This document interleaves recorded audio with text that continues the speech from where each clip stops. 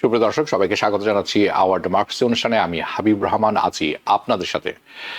এই আজকের অনুষ্ঠানে আমরা বেশ কয়েকটি বিষয় আলোচনা করব। ব্রেকিং নিউজে থাকবে এবং আজকের সাথে আমরা আমেরিকা থেকে বাংলাদেশ বরাবর যেটা করে থাকি এবং বিশ্বের কয়েকটি অন্যান্য বিষয়ে আলোচনা থাকবে।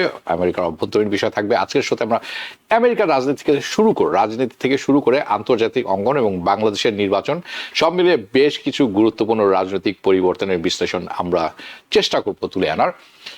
প্রথমে থাকবে যুক্তরাষ্ট্র।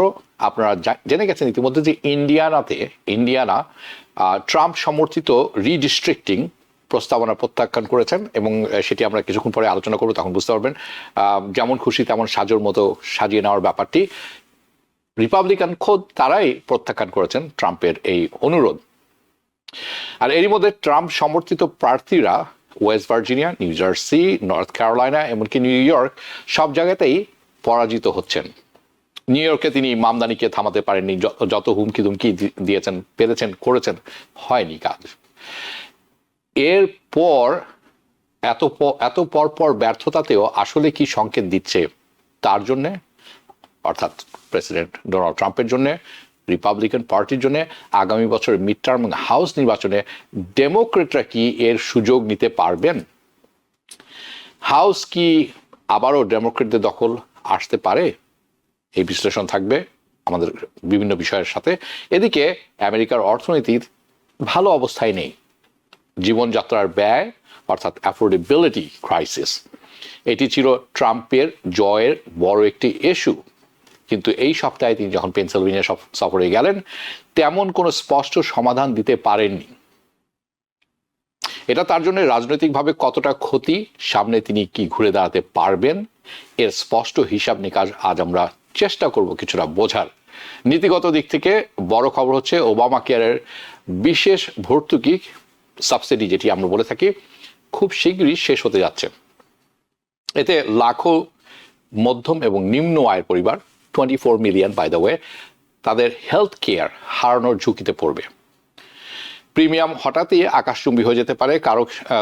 কারা সবচেয়ে বেশি ক্ষতিগ্রস্ত হবেন, কারা কম ক্ষতিগ্রস্ত হবেন, কি করা যেতে পারে, এটিও আমাদের আলোচনা থাকবে। নিউ ইয়র্কে Brad lander new York 10th সিটে নির্বাচন করছেন। তিনি একজন প্রোগ্রেসিভ রাজনীতি কি পরিবর্তন আনতে পারে সেটিও আমরা নজরে রাখার চেষ্টা করব, বোঝার চেষ্টা করব। ন্যাশনাল সাইডে, জাতীয় অঙ্গনে নজিরবিহীন ঘটনা। তার কারণ কি, Georgia house redistrict 121 house Georgia local senator 2025 নির্বাচনে, যেখানে ট্রাম্প বড় ব্যবধানে জিতেছিলেন, ডাবল ডিজিট আমরা বলে থাকি। কিন্তু এইবার সেই ডিস্ট্রিক্টেই রিপাবলিকানদের ধাক্কা লেগেছে। তাহলে জিওপি কি সত্যি লুজিং দেয়ার গ্রাউন্ড, নাকি নতুনভাবে নিজেদের পুনর্গঠন করছে, সেটাও আজকে আলোচনায় থাকবে। আন্তর্জাতিক অঙ্গনে ভেনেজুয়েলার মারিয়া করিনা মাচাদো, যিনি একজন বিখ্যাত রাজনীতিবিদ, গণতান্ত্রিকামী, তিনি আবার নোবেল পুরস্কারও জিতেছেন। বিতর্ক কম নেই এখানেও। অনেকে বলছেন তিনি আদৌ পুরস্কারের যোগ্য কিনা, নাকি পশ্চিমাদের প্রভাবে, আমেরিকার প্রভাবে এখন নোবেল নিয়ন্ত্রণ করছে যারা, সেই কারণে তিনি পেয়েছেন। প্রশ্ন উঠেছে অনেক নীতিগত দিক থেকে। আসি বাংলাদেশের নির্বাচনের ব্যাপারে। বাংলাদেশ প্রসঙ্গে নির্বাচনের তফসিল ঘোষণা হয়ে গেছে, অতঃপর প্রশ্ন হচ্ছে নির্বাচন হবে তো? কেমন প্রশ্ন, সেটিও আলোচনা থাকবে। বিএনপি মাঠে নামতে পারবে, নামছে। সাম্প্রতিক জরিপে দেখা গেছে যে তারেক রহমান 49% সমর্থন পাচ্ছেন। তিনি বাংলাদেশে ফেরত যাচ্ছেন ডিসেম্বরের 25 তারিখে। This is the breaking news by the way, যেটি আলোচনায় থাকবে। প্রথমে প্রশ্ন ছিল তিনি কি বিদেশে থেকেই নির্বাচন করবেন? না, এখন তো উনি দেশেই আসছেন। তিনি কি বিএনপির নেতৃত্ব ধরে রাখতে পারবেন? সামর্থ্য আছে তার সেটি, নাকি অন্য কিছু হতে যাচ্ছে? দেশের নেতৃত্ব দিতে সামর্থ্য রাখেন কিনা? এদিকে ভারত কি বিএনপিকে গ্রহণ করবে? এই সব প্রশ্নের উত্তর আমরা আলোচনা করবো এবং আলোচনা আমার সাথে আছেন, যোগ দিচ্ছেন বরাবরের মতো হাসান ফেরদৌস, লেখক, সাংবাদিক এবং গবেষক। স্বাগত জানাচ্ছি হাসান ফেরদৌস আপনাকেও। আমাদের সাথে আরও আছেন জয়নুল আবেদিন, স্বাগত জানাচ্ছি আপনাকেও। আশা করি আপনিও ভালো আছেন এবং বেশ কিছু প্রশ্ন আপনারা বুঝে গেছেন। হাসান ফেরদৌস, চলুন আপনার থেকে দিয়ে শুরু করি। প্রথমে বেশ কিছু রেজাল্ট আমরা ইতিমধ্যে দেখেছি। New jersey, West Virginia, north Carolina, অভূতপূর্ব জয়। আমি শুরু করব ইন্ডিয়ানার যে রিজেকশন, তারা যে প্রত্যাখ্যান করলেন ট্রাম্পের রিডিস্ট্রিক্টিং এর ব্যাপার, যার ফলে ট্রাম্প আশা করছিলেন আরো 2টি সিট পেয়ে যাবেন US Congress in the house, যার ফলে মেজরিটি আর কেউ জিওপির রোখার কোনো উপায় ছিল না 2026 মিড টার্মে। এটির ব্যাপারটি আমাদেরকে একটু বুঝিয়ে বলুন, কারণ Indiana is a Ruby red district. এরই মধ্যে আরেকটি প্রশ্ন আমি এর সাথে জুড়ে দিয়েছি, সেটা হচ্ছে Trump back candidate just lost West Virginia, New Jersey, North Carolina, New York এবং মায়ামিতেও আমরা দেখলাম যে প্রথমবারের মতো একজন মেয়র নির্বাচিত হচ্ছেন 30 বছরে, যিনি ডেমোক্র্যাট এবং first female mayor, right? This is a warning sign for GOP or simply local politics dynamics at play? ধন্যবাদ হাবিব ভাই, আপনি অনেকগুলি প্রশ্ন করেছেন এবং সবগুলি একই সূত্রে বাঁধা। জি, আমি চেষ্টা করব মধ্যে কথাটা কম কথা বুঝিয়ে বলতে। মধ্যবর্তী নির্বাচন এখনো 1 বছর দেরি এবং নিয়ম হচ্ছে যে মধ্যবর্তী নির্বাচনের আগে সবসময় দেখেছি আমরা ক্ষমতাসীন দল বিপর্যয়ের মুখোমুখি হয়। হিসাবটা হচ্ছে এরকম, যদি সিটিং প্রেসিডেন্টের অ্যাপ্রুভাল রেটিং 50% কম হয়, বিলো 50% হয়, সেক্ষেত্রে on an average sitting ruling party গড়ে 37টি আসন হারায়। আপনাদের মনে আছে প্রেসিডেন্ট ওবামার সময় প্রথম টার্মে, তার প্রথম মিড টার্মে তিনি 60টি সিট হারিয়েছিলেন এবং তখন তিনি প্রথমবারের মতো শেলাকিং শব্দটা ব্যবহার করেছিলেন। আমি শব্দটা আগে কখন শুনিনি, তার কাছ থেকে প্রথম শিখলাম। মানে হচ্ছে যে বেধড়ক মার খাওয়া, বেধড়ক মার তিনি খেয়েছিলেন। তো এটা টু বি এক্সপেক্টেড। এই মুহূর্তে ডোনাল্ড ট্রাম্পের অ্যাপ্রুভাল রেটিং আমরা জানি রাফলি 40%। আমরা দেখেছি বিটুইন 37 to 41%, তার মানে -9-10%। তিনি আন্ডার ওয়াটার 10%। ফলে অটোমেটিক্যালি আমরা ধরে নিতে পারি যে এই ট্রেন্ডটা অব্যাহত থাকে, তাহলে মধ্যবর্তী নির্বাচনে রিপাবলিকানরা বিপর্যয়ের মুখোমুখি হবে। মুখোমুখি হবে যে তারা একটা সিগন্যাল দিচ্ছি আপনাকে আমি। স্টিভ ব্যানন, ডোনাল্ড ট্রাম্পের অত্যন্ত ঘনিষ্ঠ অকৃত্রিম একজন সমর্থক, গতকালও বলেছেন যদি আমরা অ্যাফোর্ডেবিলিটি ইস্যুতে আমাদের অবস্থান না বদলাতে পারি, তাহলে আমাদের দল জিওপি ব্লাড বাথের সম্মুখীন হবে, রক্ত গঙ্গা বয়ে যাবে। বলেছেন কি স্টিভ ব্যানন। কি ঘটছে? দুটো ফ্যাক্টর। আপনি ঠিকই বলেছেন, গত নির্বাচনে ডোনাল্ড ট্রাম্পের জয়ের প্রধান কারণ ছিল ইকোনমি। তিনি আমাদের আশ্বাস দিয়েছিলেন ক্ষমতা ফিরে এলে তিনি দ্রব্যমূল্য নিয়ন্ত্রণে আনবেন। আর 2 নম্বর ইমিগ্রেশন, তিনি রাশ টেনে ধরবেন, দক্ষিণ থেকে আসা অবৈধ ইমিগ্রেশন তিনি রোধ করবেন। এবং প্রথমটাতে তিনি বিপুল সমর্থনও পেয়েছিলেন এবং আমি বলবো যে হি সাকসেসফুল। তিনি আসলেই দক্ষিণ থেকে আসা ইমিগ্রেশন বন্ধ করেছেন। কিন্তু বন্ধ করতে যে আমরা দেখেছি যে আমাদের শহরগুলিতে সামরিক বাহিনী নামিয়ে দেওয়া হয়েছে। আমেরিকার রাস্তায় সামরিক বাহিনীর সদস্যরা কাঁধে বন্দুক নিয়ে ঘুরে বেড়াবে এবং একজন নিরস্ত্র লোকদের টেনে হিচড়ে 5 বছরের শিশু পর্যন্ত টেনে তুলবে, এটা আমরা এক্সপেক্ট করি না। এটা আমাদের আমেরিকার মূল্যবোধের সম্পূর্ণ পরিপন্থী। এবং আমেরিকানরা, সাধারণ আমেরিকানরা, আমি জিওপি বুঝি না, আমি ডেমোক্রেট বুঝি না, সাধারণ আমেরিকানরা তাদের ভ্যালুর সঙ্গে এটা ম্যাচ করে না, পছন্দ করছে না। এটা একটা। 2 নম্বর অবশ্যই ইকোনমি। যতই মুখে বলি না কেন, যতই আমাদের প্রেসিডেন্ট বলেন না কেন যে অ্যাফোর্ডেবিলিটি একটা হোক্স মাত্র, একটা ধোকা মাত্র, কিন্তু আমি তো আমার পকেটের অবস্থা জানি। আমি তো জানি কত টাকা দিয়ে কি বলে ডিম কিনতে হয়, কত টাকা দিয়ে মাংস কিনতে হয়, কত টাকা দিয়ে চাল কিনতে হয় এবং তার দামটা কত বেড়ে গেছে।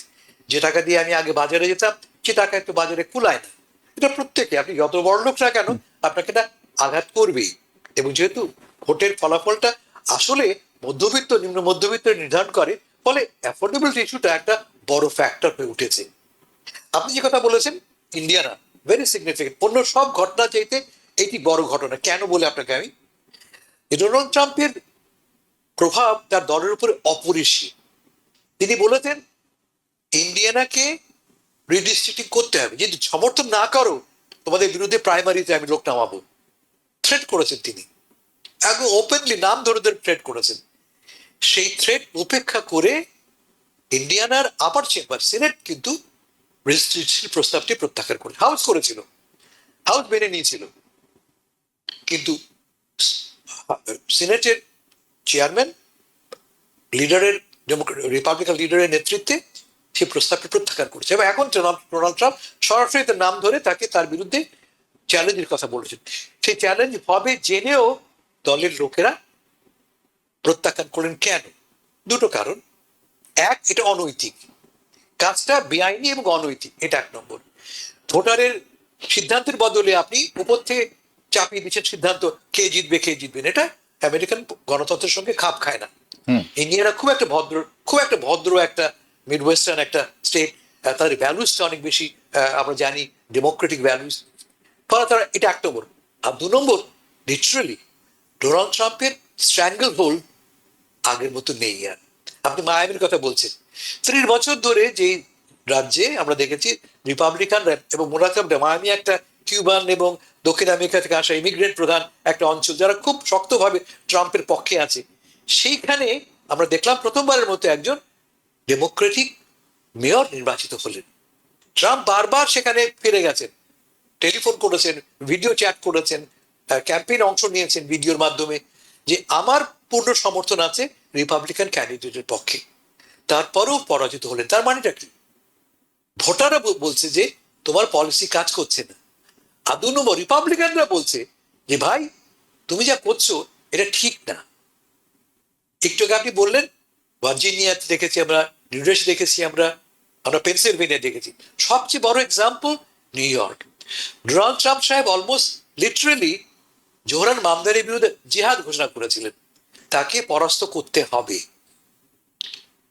কোন শহরে? যে শহরে কিন্তু ডোনাল্ড ট্রাম্প সাহেব 2024 নির্বাচনে সিগনিফিকেন্ট গেইন করেছেন, 7% তিনি এডিশনাল ভোট পেয়েছেন।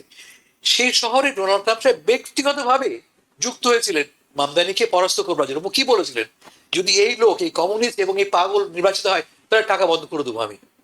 তা জেনেও কিন্তু তিনি রেকর্ড পরিমাণ ভোট পেয়ে নির্বাচিত হয়েছেন। মানেটা কি? তার মানে এক, ডোনাল্ড ট্রাম্পের ম্যাজিক আর কাজ করছে না। আর দু নম্বর, রিয়েল পলিটিক্স, বাস্তবতা কি বলে? বাস্তবতা বলছে যে আমরা নতুন পথ চাই, নতুন সিদ্ধান্ত চাই, এবং নতুন সিদ্ধান্তের মালিক হচ্ছে জোহরান মামদানির মতো নতুন সময়ের, নতুন প্রজন্মের প্রতিনিধিরা। ফলে ইয়েস, ডোনাল্ড ট্রাম্পের ম্যাজিক ক্রমান্বয়ে ক্ষীণ হয়ে আসছে। খুব খুব ভালো বিশ্লেষণ। কিন্তু আরেকটি প্রশ্ন যেটা আমি সচরাচর দেখে থাকি, জয়নাল আবেদিন, আমি আপনার কাছে আসি একটু অন্য প্রশ্ন নিয়ে। হাসান ফেরদৌস খুব ভালো একটি জায়গায় টাচ করেছেন যে তার ম্যাজিক শেষ হয়ে আসছে। কিন্তু আমরা ইন্ডিয়ানাতে যে রিজেকশনটা দেখলাম, বাই দ্য ওয়ে উনি চেষ্টা করেছিলেন Arkansas and Kansas and Nebraska and ক্যানসাসেও একই কাজ করতে, সেখানেও খুব একটি সমর্থন পাননি তার কাজের, ট্রাম্পের। কিন্তু ইন্ডিয়ানার ব্যাপারে যথারীতি উনি চটেছেন, তার কারণ এই তাদের নির্বাচনের হওয়ার আগে, মানে সিদ্ধান্ত নেওয়ার আগে তাদের সাথে মিটিংও করেছিলেন হোয়াইট হাউসে, তাতেও কাজ হয়নি। কিন্তু আমরা দেখেছি যখন ট্রাম্পের পক্ষে কোনো সিদ্ধান্ত যায় না, উনি স্পষ্ট বলে দিয়েছেন আমি বলছি এটা করতে হবে, এটা করা হয়নি, তখন প্রথমে উনি পাবলিকলি গালমন্দ করেন। তারপর যে কাজটি করেন, আপনাকে প্রাইমারিতে চ্যালেঞ্জ ছুড়ে দেন যে আমি তোমাকে প্রাইমারিতে পরাজিত করে দিব। This is another thing that আমরা দেখি, সচরাচর দেখেছি। এর দুটি কাজ আমরা দেখেছি, এবং এর দুটিতেও কাজ না হলে উনি এক্স কমিউনিকেশন, অর্থাৎ আমি তোমাকে রিপাবলিকান পার্টি থেকেই বের করে দিব। সো আপনি, Hasan Ferdous, what do you think what's gonna happen here? আপনি জানার ভাগে প্রশ্ন করছেন? না, আমি আপনাকে বলছি, আপনার প্রসঙ্গটা নেই। না, আমি যেটা বললাম যে যেহেতু ডোনাল্ড ট্রাম্পের প্রভাব ক্রমান্বয়ে ক্ষীণ হয়ে আসছে, মাথায় রাখতে নির্বাচন তো হয় লোকালি, ভোট দেয় লোকাল লোকেরা, এবং লোকাল ইস্যু অলওয়েজ, আমরা কি বলি, politics is always local. Every politics is local. ফলে ওয়াশিংটনে বসে ডোনাল্ড ট্রাম্প সাহেব যাই বলুন না কেন, স্থানীয় লোকেরা যদি মনে করে যে আমার প্রয়োজনটা হোয়াইট হাউস মিট করতে পারছে না, অনেক বেশি মিট করছে, আমার ভ্যালুস গুলিকে মিট করছে আমার লোকাল পলিটিশিয়ানরা, ফলে আমরা দেখবো যে এই এই এই অঙ্কের কারণে, এই সমীকরণের কারণে আগামী মধ্যবর্তী নির্বাচনে হিসাবটা বদলে যেতে পারে।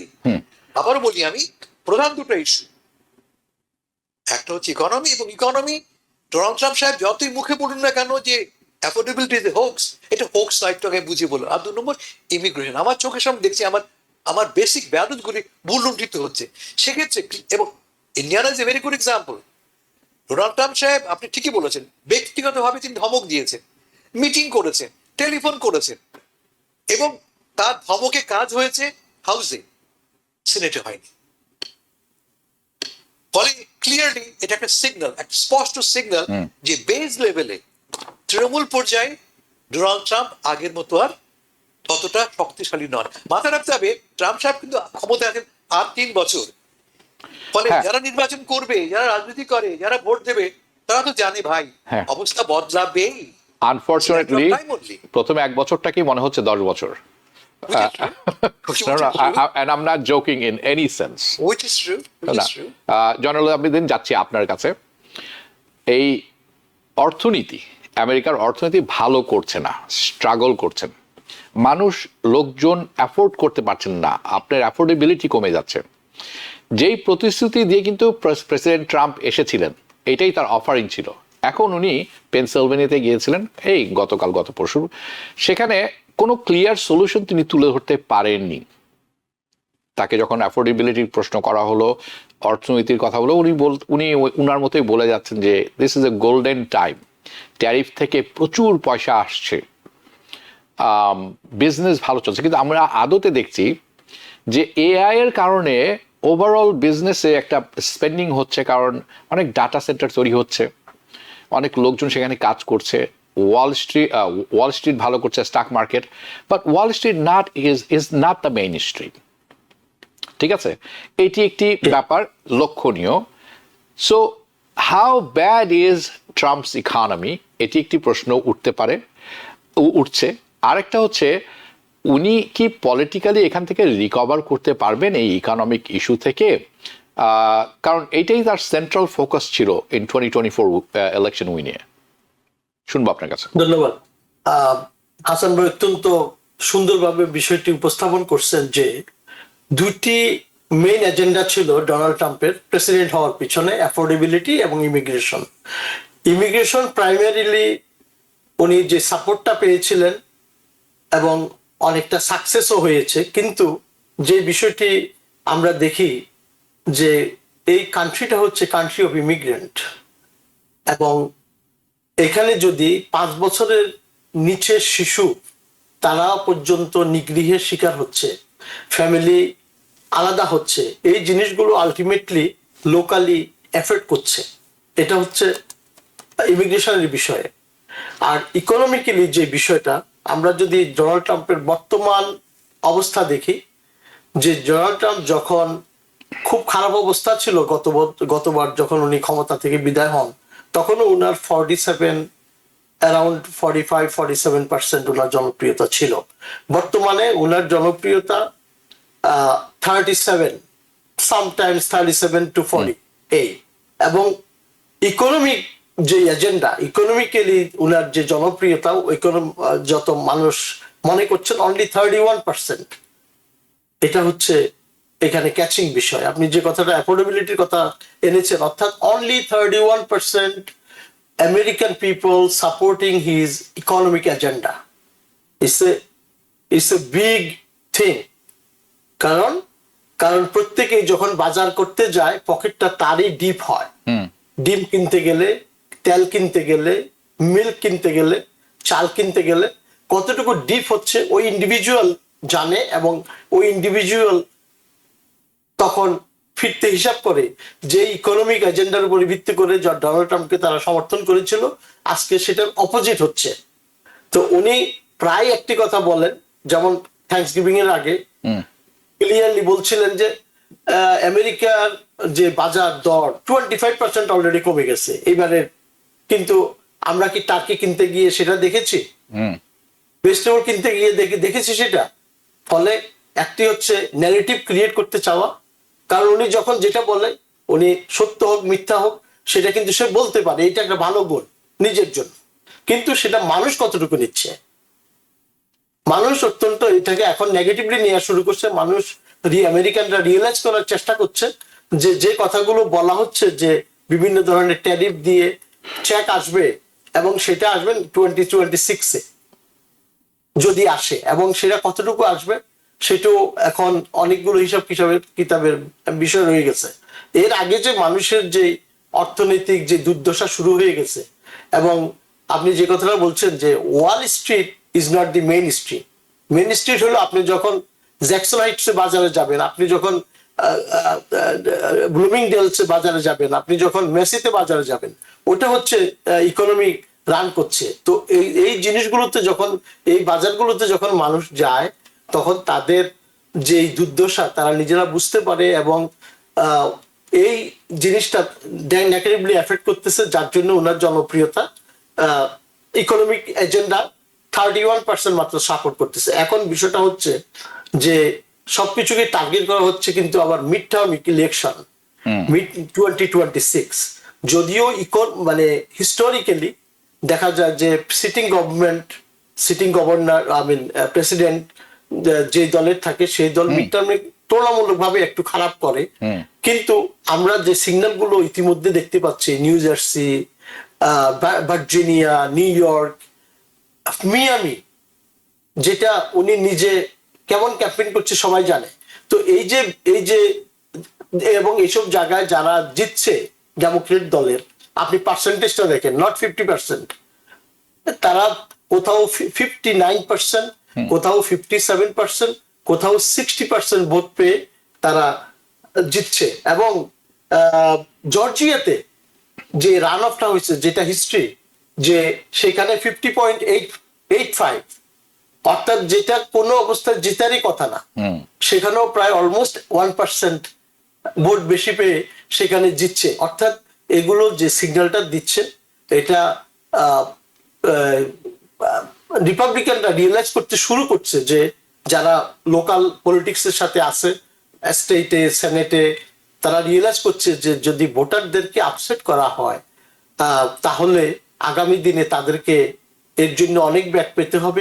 তাদেরকে তো আলটিমেটলি ভোটারদের কাছে যাওয়া লাগবে, বুঝাইতে হবে তাদের কাছে, তাদের জিনিসটা সেল করতে হবে।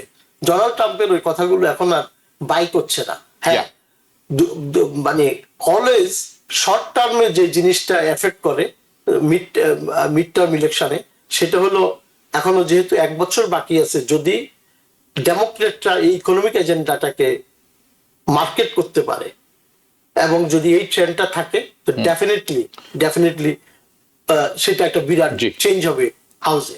ওকে, খুব ভালো কথা। আপনি অ্যাফোর্ডেবিলিটির কথা বলছেন। আমরা বাংলাদেশি মানুষ আমেরিকা থাকলেও আমরা তো চাল ডালই খাই।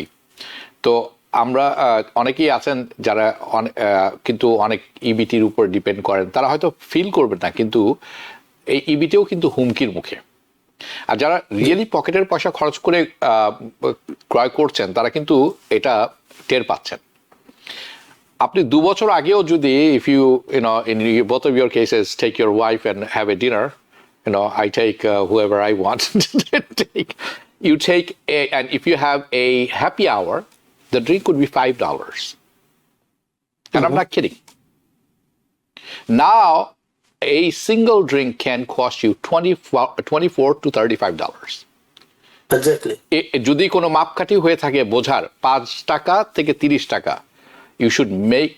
একটা ডিনার করতে আপনি অ্যাপলবিজে যান বা কোথাও যান, 2 বছর আগের কথা, $25 two people, $25 to $35 plus tips. আপনি এখন $80 থেকে $90 নিচে এই বিলটা হবে না। Believe me when I say this. আপনি যান, আপনি নিজে যান যে কোনো আমেরিকান রেস্টুরেন্টে যান। বাংলাদেশি রেস্টুরেন্ট কিন্তু আরো বেশি expensive, I don't know Y, এটা আমার কাছে সবসময় মাইন্ড বাগলিং মনে হয়েছে। হ্যাঁ, বাট এই এতখানি মানে প্রাইসিং বা অ্যাফোর্ডেবিলিটির ক্রাইসিস দেখা যাচ্ছে। এনিওয়ে, আমি হাসান ফেরদৌস আপনার কাছে যাচ্ছি। প্রসঙ্গক্রমে ডেমোক্রেটদের সামনের কথাটাও চলে এসেছে, আমি ওখানেই যাব একটু। কয়েকটি প্রশ্ন এখানে। আমরা দেখলাম যে ডেমোক্রেটস প্রার্থীরা জয়ী হচ্ছেন। জর্জিয়াতে যেটা হলো সেটা রুবি রেড, এর চেয়ে বেশি কিছু বলারও আসলে উপায় নেই। তারপরেও সেখানে হাউসে রিপাবলিকান প্রার্থী পরাজিত হয়েছেন, ডেমোক্রেট প্রার্থী যেতে, it's unheard of kind of thing, right? এখন এই যে ড্রাস্টিক ফ্লিপ আমরা দেখছি, আমরা কি হাউসে ওরকম নেক্সট আগামী বছর যে মিড টার্ম ইলেকশনের কথা বলছি, এটি কি একটা সেটব্যাক আসতে যাচ্ছে জিওপির জন্য, নাকি এই যে নাম্বারগুলো আমরা দেখছি আসলে একটি জাস্ট মানুষ ট্রাম্পের উপর বিরক্ত হয়ে গেছেন, এই বিরক্ত হয়ে এই কাজটি করছেন?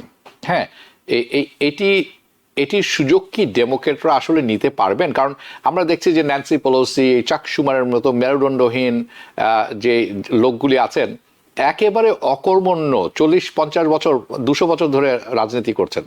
I'm just kidding. Just 30-40 years for sure, right? এটি একটি বড় অন্যতম কারণ। তাদের মেসেজিং এ সবসময় প্রবলেম ছিল, এই ব্যাপারে কোনো সন্দেহ নেই। আসলে কি এই অথর্বগুলা কোনো সুযোগ নিতে পারবে আগামী মিড টার্মে? প্রথম কথা হচ্ছে যে ক্লিয়ারলি এটা একটা প্রোটেস্ট ভোট। আমি আগেই বলেছি যে মধ্যবর্তী নির্বাচনে ক্ষমতাসীন দল সবসময় পরাস্ত হয়, কারণ লোকে অভাব ফিল করছে, লোকে সাফার করছে। কাকে দোষ দেবো?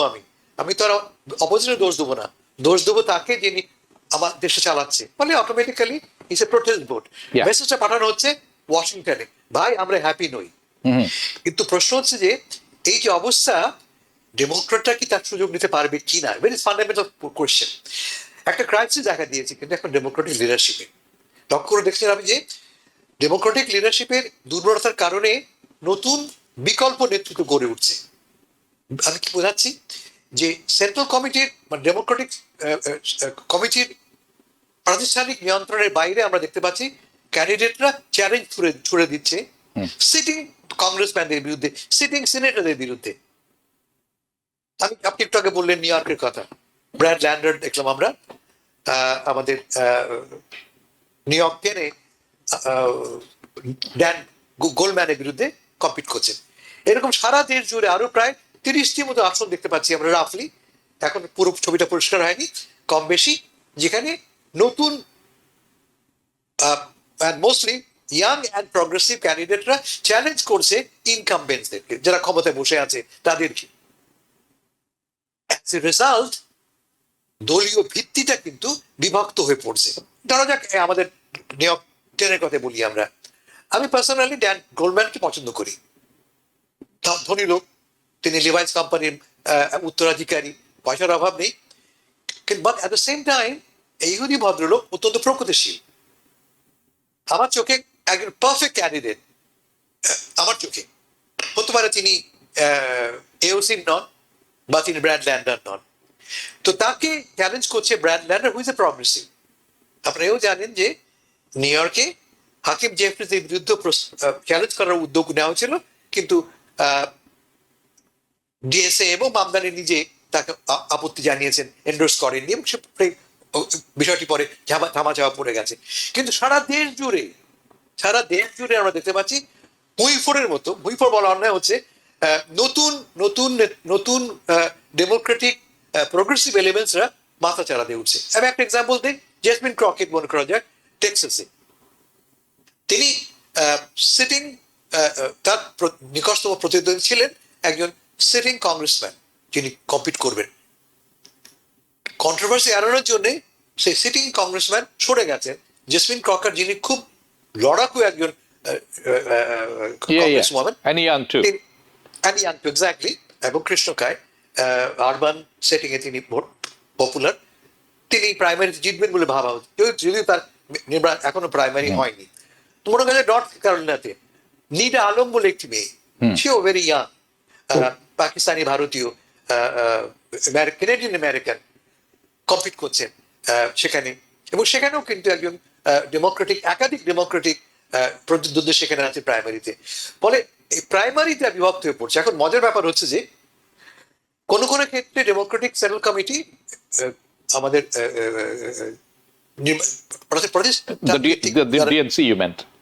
এক্স্যাক্টলি তারা ইন্টারভিন করছে। ইন্টারভিন করার ফলটা কি দাঁড়াচ্ছে? ফলটা দাঁড়াচ্ছে যে লোকাল লেভেলে যারা আছে তারা খুব ক্ষুব্ধ হচ্ছে, তুমি বাবা কে আমাকে বলার, আমি কাকে ভোট দেবো, তুমি কাকে পয়সা দিয়ে আমার মুখ বন্ধ করাচ্ছ। কারণটা হচ্ছে মজা কি জানেন, এখন আর পয়সাটা আগের মতো হেডকোয়ার্টার্স থেকে আসে না। Rise of small donors, $10, $15। ওবামার সময় থেকে দেখেছি আমরা এই $10 এর ডোনাররা much stronger than corporate donors, yeah এরা হয়তো বা 20, 25, 30, $1 মিলিয়ন দেবে। মাচ মোর পটেন্ট হচ্ছে গিয়ে এই $10, $20 ফলে রাইজ অফ স্মল ডোনার্স, এর 1 নম্বর। 2 নম্বর, rise of the new media. এখন আর আপনার আমাকে সিএনএন উপর নির্ভর করতে হয় না।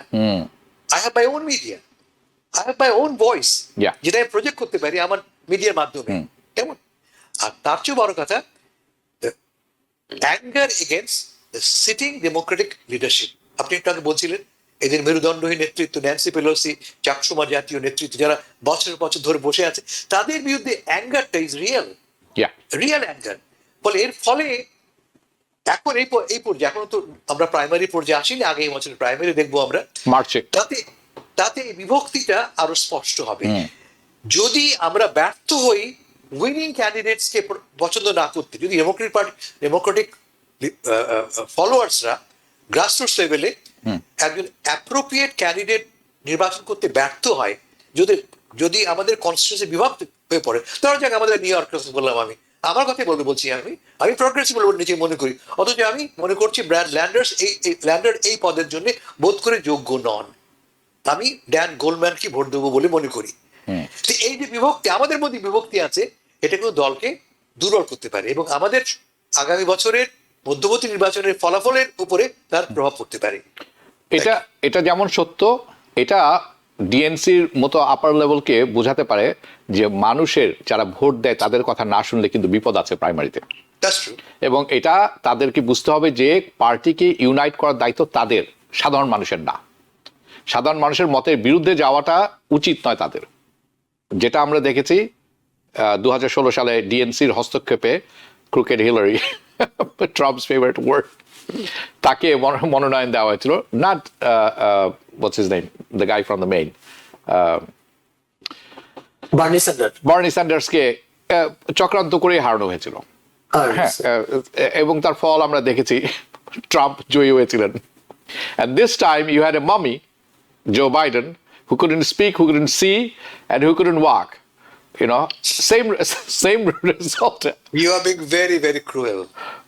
I have to be, because you have. No.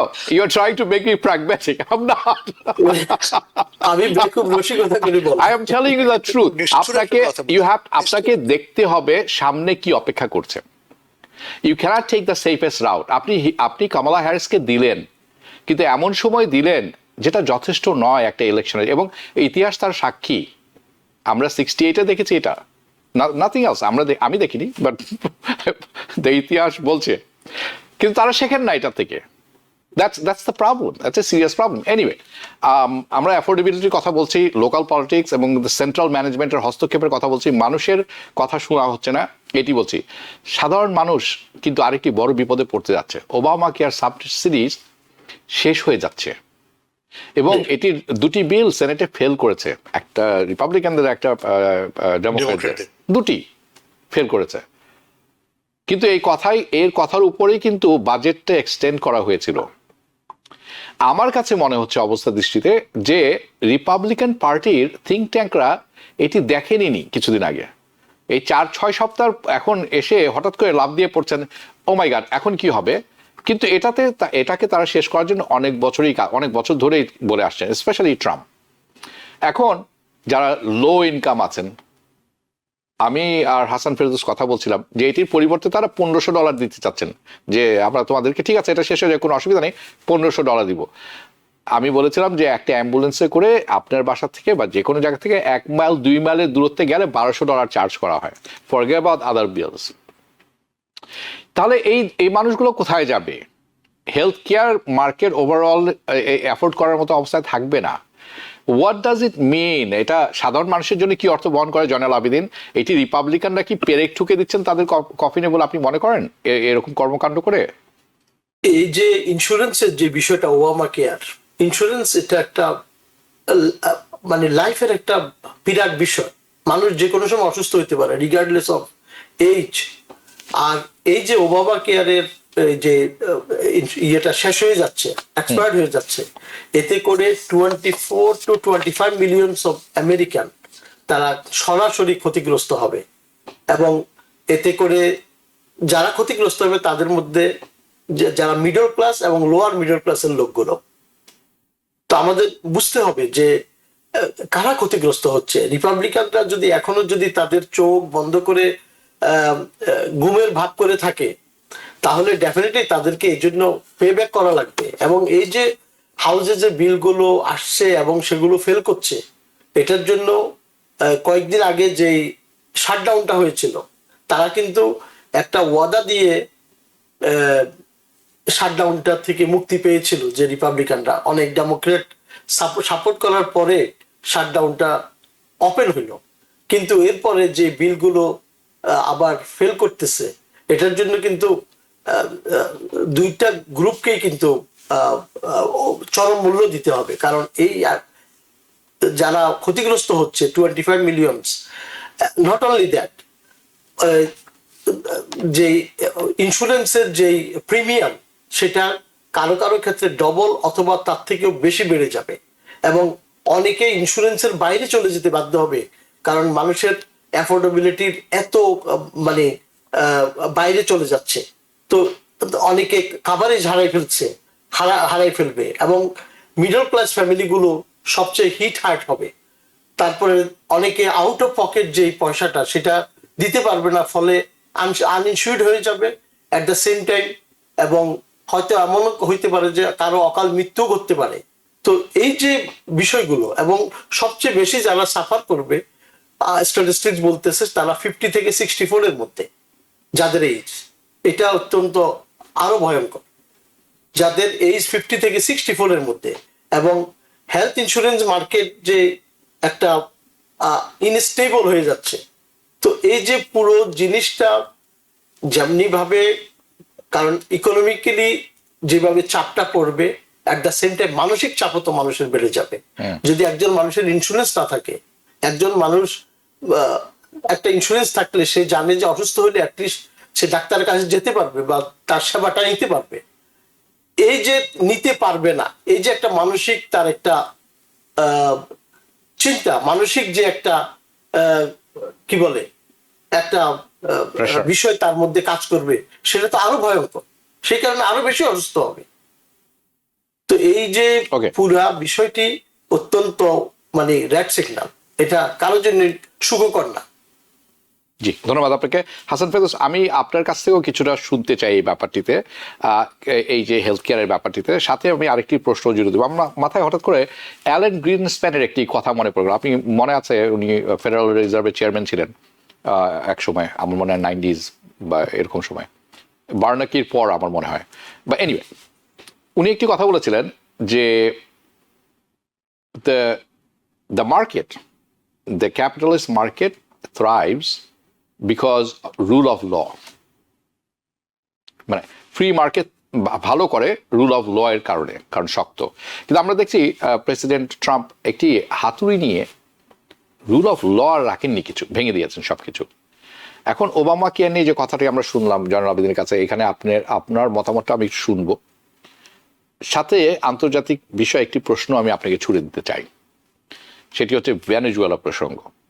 ভেনেজুয়েলাতে আকাশপথ বন্ধ করে দেওয়া হয়েছে, আক্রমণ করা হচ্ছে বোটে। এখন তাদের অয়েল ট্যাঙ্কারও সিজ করা হয়েছে, এবং পানামার যে মাদুরো আছে তার পারিবারিক পরিবারের উপরও স্যাংশন বসিয়ে দেওয়া হয়েছে। যে অয়েল কোম্পানিগুলো ছিল যেখানে, এটার পানামার এক ধনাঢ্য লোক, উনি এটি কাজ টেক কেয়ার করেন, তার উপরেও স্যাংশন বসিয়ে দেওয়া হয়েছে। I forgot his name. এরই মধ্যে মারিয়া করিনা মাচাডো, যিনি বিপক্ষ দলীয় এবং উনি খুব প্রোগ্রেসিভ টাইপের, উনি নোবেল প্রাইজ পেয়েছেন। এ নিয়ে যথেষ্ট বিতর্ক চলছে যে আসলে কি উনি নোবেল প্রাইজ ডিজার্ভ করেন কিনা, নাকি গ্লোবাল পলিটিক্সই ইনফ্লুয়েন্স করছেন ওয়েস্টার্ন বা আমেরিকান কমিটি যারা এই ডিসিশন নিয়েছেন, যাতে করে নোবেল প্রাইজটিও কলুষিত হয়েছে বলে অনেকে মনে করেন। সো দুটি প্রসঙ্গই থাকলো আপনার কাছে। আমি আপনার শেষ কথাটা দিয়ে শুরু করি। এই যে মাদুরো এবং মাচাদো প্রশ্নে আমি একটু দ্বিধাবিভক্ত। মাদুরো একজন স্বৈরশাসক, একজন একনায়ক, এবং অবৈধভাবে ক্ষমতা ধরে আছেন বছরের পর বছর। এবছর নির্বাচন হয়েছিল এবং নির্বাচন তিনি একদম ডেফিনেটলি তিনি হেরেছেন এবং গুহারা হেরেছেন এই মাচাদোর কাছে, কোনো সন্দেহ নেই। তারপরেও তিনি সামরিক বাহিনী ব্যবহার করে আমাদের বাংলাদেশের মতো অবস্থা আর কি, হ্যাঁ, হ্যাঁ। নির্বাচনে হেরেছি কিন্তু হারিনি, হ্যাঁ। নির্বাচন হয়নি সেখানে। তো ফলে মাদুরকে আমি সমর্থন করি না। মাদুরো সরে গেলে আমার কোনো আপত্তি নেই, যেমন ধরা যাক সাদ্দাম হোসেন, সে সরে গেলে আমার কোনো আপত্তি নেই, কিন্তু সে কিভাবে সরবে?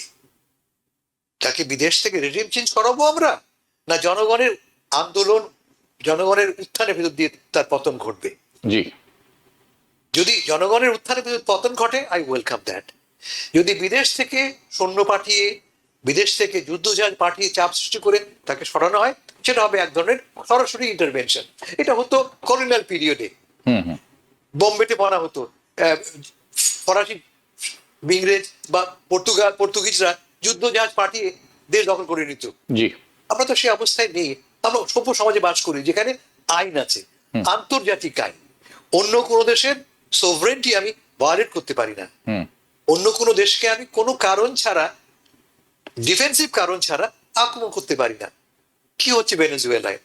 যুক্তি হচ্ছে যে ভেনেজুয়েলা আমাদেরকে ড্রাগস পাঠাচ্ছে, আমাদেরকে ফেন্টানল পাঠাচ্ছে, আমাদেরকে কোকেইন পাঠাচ্ছে। যুদ্ধ হলে যুদ্ধ ঘোষণা করার দায়িত্বটা কার? কংগ্রেসের। এখানে কংগ্রেসের ধারে কাছেও আমরা নেই। আমরা নিজের মতো করে আকাশ থেকে বোমা ফেলছি। কার উপর বোমা ফেলছি?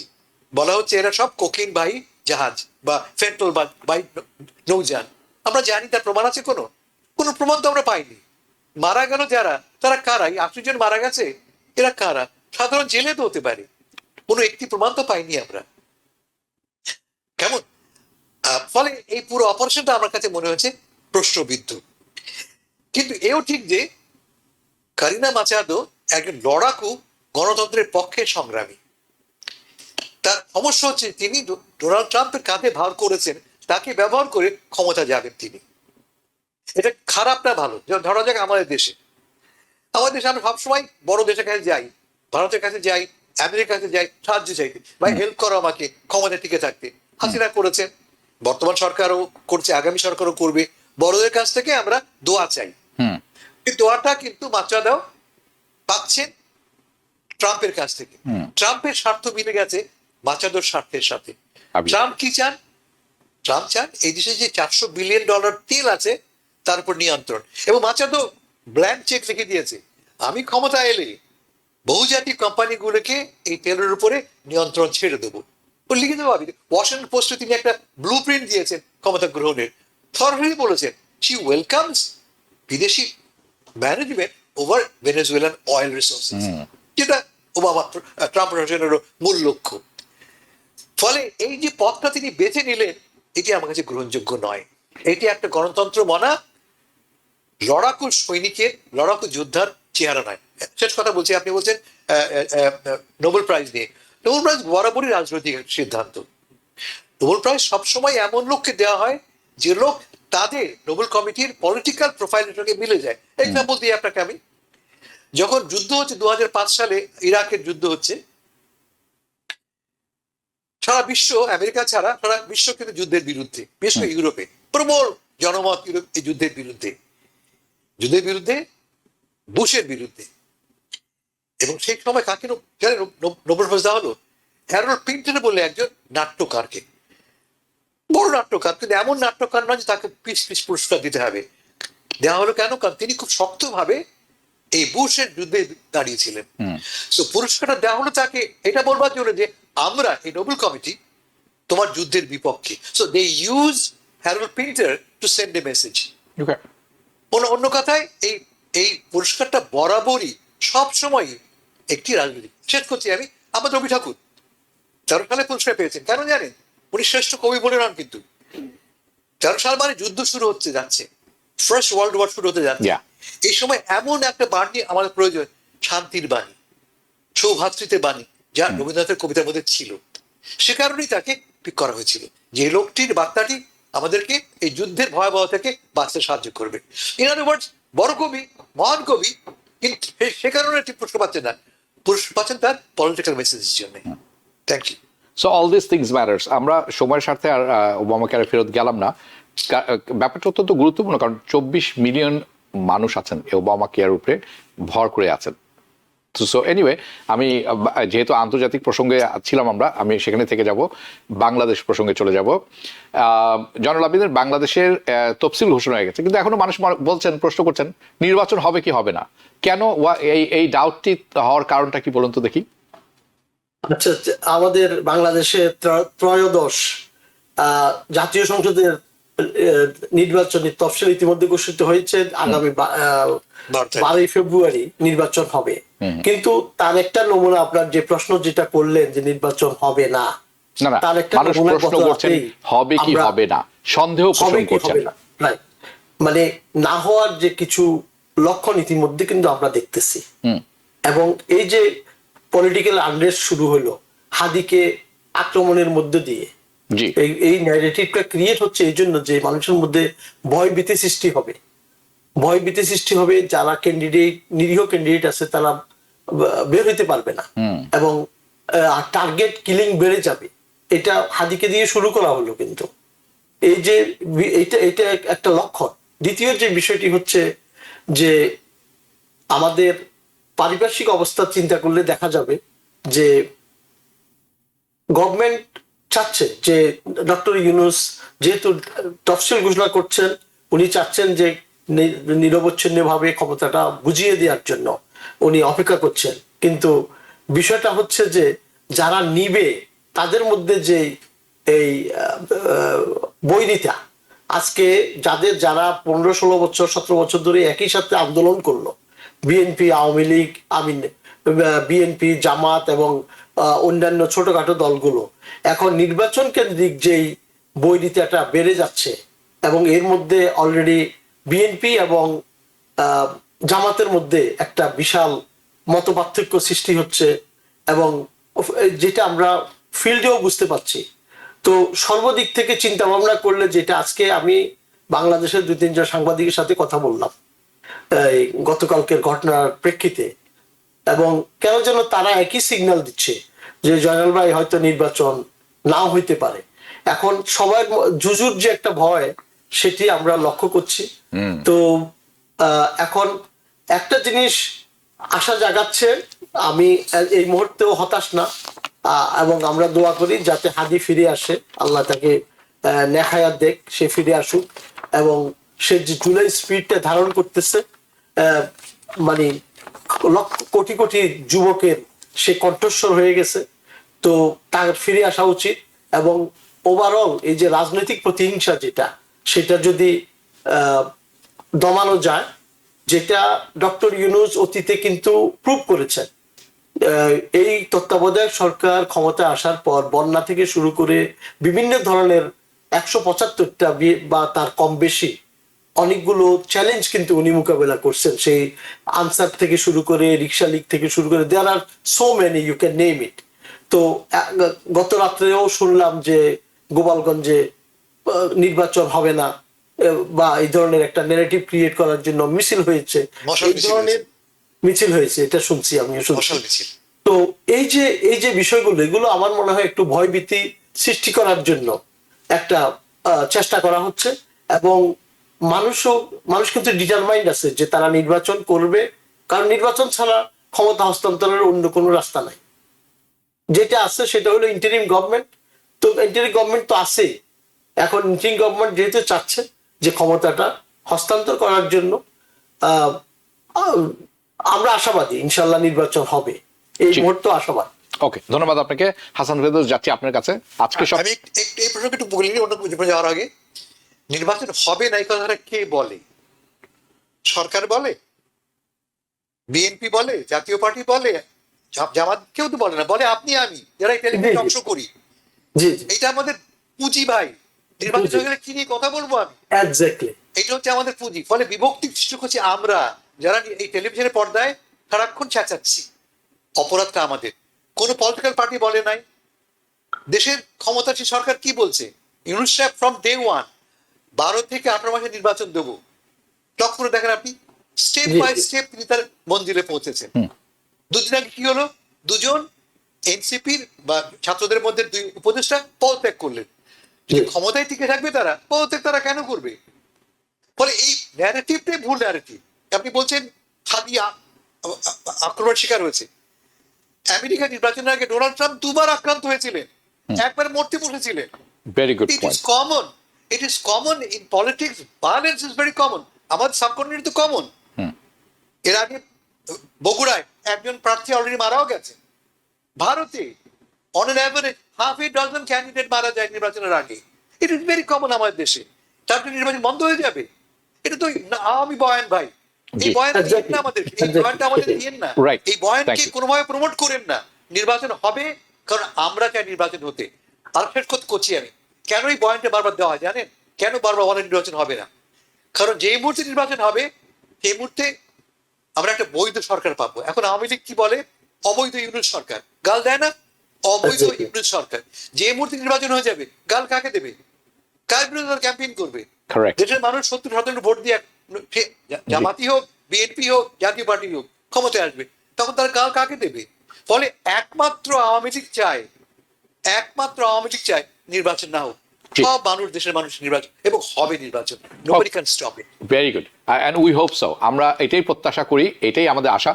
আমি হাসান ফেরদৌস, আপনাকে একটি বড় প্রশ্ন করা হয়নি, বড় প্রশ্ন খুব, কারণ আমরা আজকেই জানতে পেরেছি যে তারেক রহমান দেশে ফিরছেন, এবং দেশে ফিরছেন 25শে ডিসেম্বর, তারিখও ফিক্স হয়ে গেছে।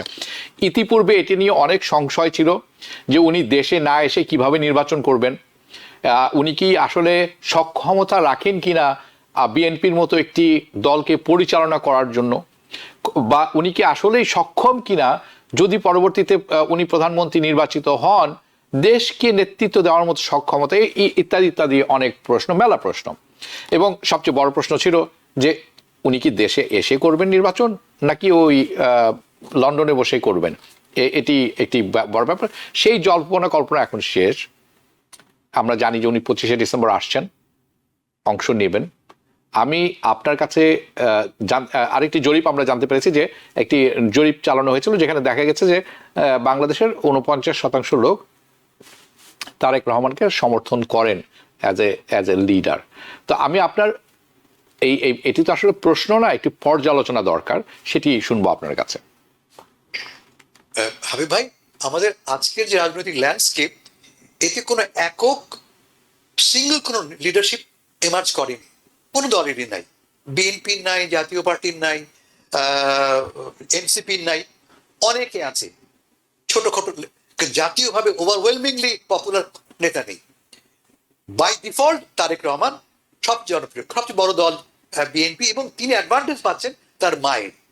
এই মুহূর্তে খালেদা জিয়া বাংলাদেশের সবচেয়ে জনপ্রিয়, সবচেয়ে প্রভাবশালী নেতা হিসেবে এমার্জ করেছেন, এতে কোনো সন্দেহ নেই। সারা দেশ জুড়ে তার নামে তার জন্য প্রার্থনা করা হচ্ছে। এই দৃশ্য আমরা আগে দেখিনি আমরা। ফলে খালেদা জিয়ার পুত্র হিসেবে সুবিধা ভোগ করছেন তারেক জিয়া, ঠিক যেমন হাসিনা সুবিধা ভোগ করেছিলেন তার পিতা বঙ্গবন্ধুর কন্যা হিসেবে। এখন প্রশ্ন হচ্ছে যে লন্ডনে বসে তারেক জিয়া কি can E run is political party? তার চেয়ে বড় কথা, তার মা মৃত্যুসজ্জায়, তিনি এখনো কোন অপেক্ষায় বসে আছেন? তিনি কেন আরো 15 দিন পরে আসবেন? এই মুহূর্তে কেন তিনি দৌড়ে আসছেন না? আমার চোখে he is a fail leader already. তিনি অলরেডি একটি ব্যর্থ নেতা, তিনি ব্যর্থ পুত্রও। তিনি আমাদের কি বলেছেন?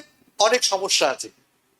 অফকোর্স সমস্যা আছে, তোমার দায়িত্বটা কি? সমস্যাটা ফেস করা, চ্যালেঞ্জ করা, তাকে কমব্যাট করা। তা না করে তুমি বসে আছে বাইরে, সব সমস্যা অটোমেটিক দূর হয়ে যাবে। I don't accept it.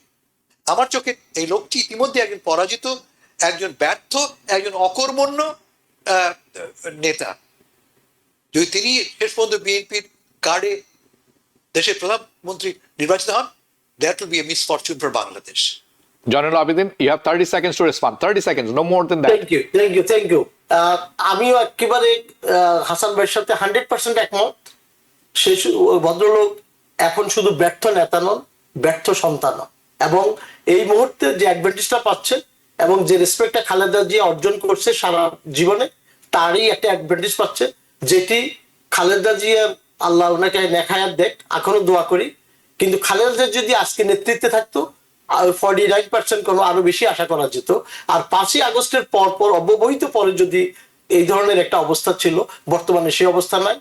কেউ বিএনপি বর্তমানে 20% এককভাবে পায় কিনা এতেও আমার সন্দেহ আছে। সুতরাং এইখানে তারেক রহমানের নেতৃত্বের গুণাবলী নিয়ে আলাপ করার কিছুই নেই। ধন্যবাদ আপনাদের দুজনকে, অসংখ্য ধন্যবাদ। সামনে সময় ঘনিয়ে আসছে, নির্বাচন হবে, নির্বাচন আমরা চোখ রাখছি, নির্বাচন দেখবেন আপনারা, জনগণ ভোট দিবে এবং স্বতঃস্ফূর্ত নির্বাচন হবে, মানুষের অংশগ্রহণ থাকবে এবং আমরা আশা করব দলমত নির্বিশেষে সবাই সেই নির্বাচন মেনে নেবেন, বাংলাদেশে এগিয়ে যাবে। আপনাদের কাছ থেকে বিদায় নিচ্ছি, দর্শক আপনাদের কাছ থেকে বিদায় নিচ্ছি, দেখা হবে পরবর্তী অনুষ্ঠানে। শুভরাত্রি। TBN 24 টেলিভিশন দেখতে আজই কল করুন 7187776556। লগ ইন করুন www.totalcablebd.com। নিউ ইয়র্ক থেকে সম্প্রচারিত TBN 24 টেলিভিশন বিশ্বজুড়ে বাঙালির কণ্ঠস্বর।